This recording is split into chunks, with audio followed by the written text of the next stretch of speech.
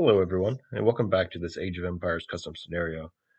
This has been an on and off project of mine for several years, and I'm really excited to finally be sharing it with you. In this video, I want to accomplish two main things. Firstly, I'd love to get your knowledge and advice on how to make the scenario better.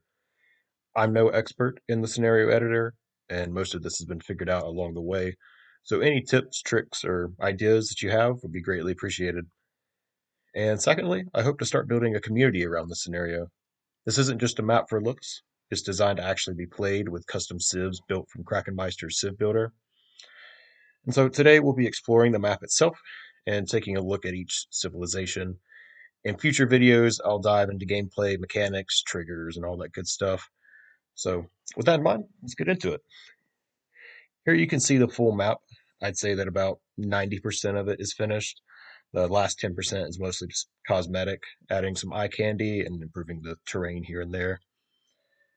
The design is based mostly on the Lego Castle fantasy era, and it's also inspired by an older Nintendo game, Lego Battles. It had a lot of similar elements to Age of Empires, but it lacked a lot of the depth that Age of Empires had, so I just decided to merge the two ideas. And at first it sounded a little cheesy, but honestly, I'm really surprised with how well it's turned out. I wanted to create something different than the usual fantasy maps based on, Lord of the Rings or Game of Thrones, since those have already been done. There are 8 civs in total, 4 good and 4 evil. Our first good aligned civ is the Crown. They're located in the south of the map, and they were the first civ that I started on, so they're the most complete out of all of them. Here are some of the sets that I used to help inspire me to create their kingdom. And here they are on the map. The beaches in particular turned out really well, though I think the river could still use a little touching up.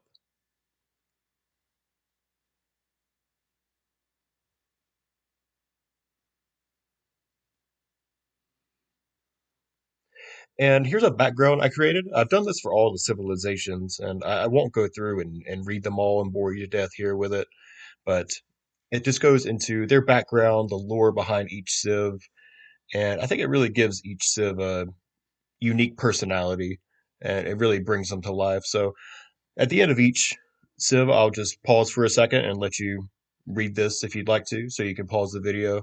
But if not, then we'll continue on to our next one. Next up, we have the Dragon Masters. I wanted to give them the look of an empire that's past its prime, so I leaned a lot into the Roman style architecture. Their city's still in progress right now. The city and the road terrain looks too plain to me. I've been experimenting with some layering to make it feel aged, but still a proud city. I just haven't figured out that quite, you know, that perfect layering yet. So any suggestions here would be very welcome.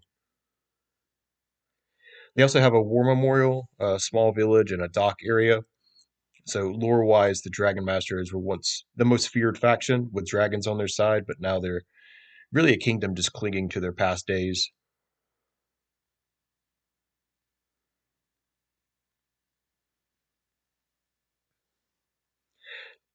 Of course, the dwarves live in the mines.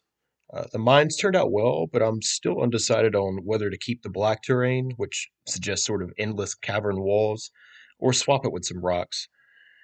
Outside the mines, there's a mountain village that's been raided by the trolls, as well as a trading city to the east that links them to the crown.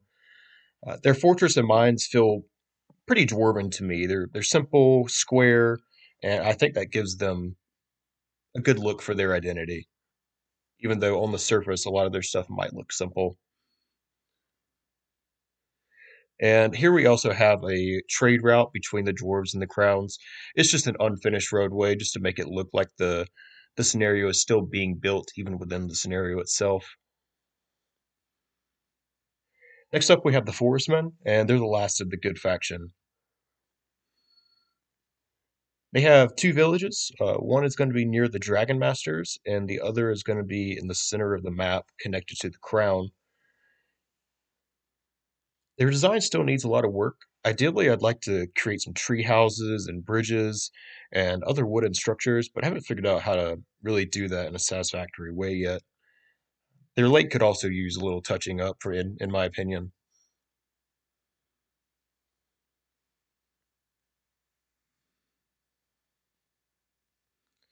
Now onto the evil factions. First, we have the Black Skeletons, and I split them up from the White Skeletons to give them more balance and variety, even though they're technically the same faction in the fantasy world. Their terrain is intentionally bare, but I added some black overlay around the buildings to make it look like they're corrupting or infecting the earth that they occupy, and I think that did give them a much better look than originally. The murky water also adds to the effect. I think that turned out really well. These are the stronger of the two factions, uh, as far as the stronger of the two skeletons, just supported by darker sorcery.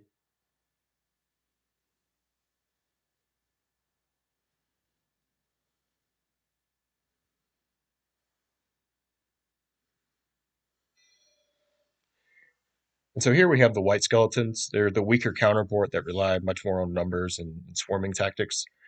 They act as a barrier to the black skeletons and help to raid the nearby villages. Their area includes a swamp and a ruined forestman village. I still need to improve the transition between their murky water and the cleaner water, but I also may leave it the way that it is. We'll see. I do think the swamp turned out pretty well, though.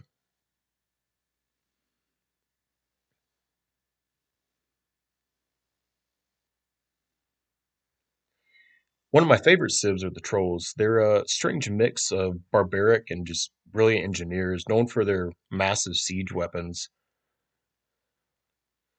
On the map, they've conquered the northern half of the Dwarven Mines, and they also have a desert city where they originally lived. They farm a little bit, but they mostly hunt for food. Their waters are murky, though not quite as murky as the waters around the skeletons.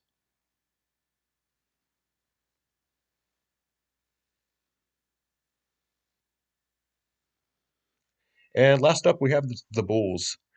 They were a late addition to the game, just to create more balance and make it 4 versus 4. There wasn't much official Lego lore to really draw from, which actually gave me more freedom to be creative with their Civ. So the Bulls live on twin islands north of the Dragon Masters, though their story actually ties them to a lost mainland city.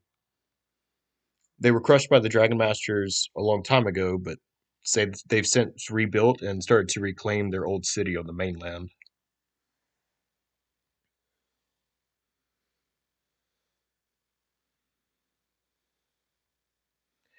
And so that covers all the civs, but there are a few extra areas worth mentioning. So between the trolls and the swamps, I still need to blend the terrain more naturally. This is what I'm calling Panda Island, just a large island off to the east of the Dragon Masters. And I'd like to create more islands to create an island chain through here, just to give it another different look. And the picture off to the right here is just kind of what I'm basing it off of, where there's multiple islands along the way. And then there's the Dragon Cave Island. This is where the dragon will eventually be resurrected within the gameplay itself. That still needs some work, but I think it's definitely going to be a good addition to the game. And here's some images I've used to help base some of my terrain on, some good inspiration that I found online.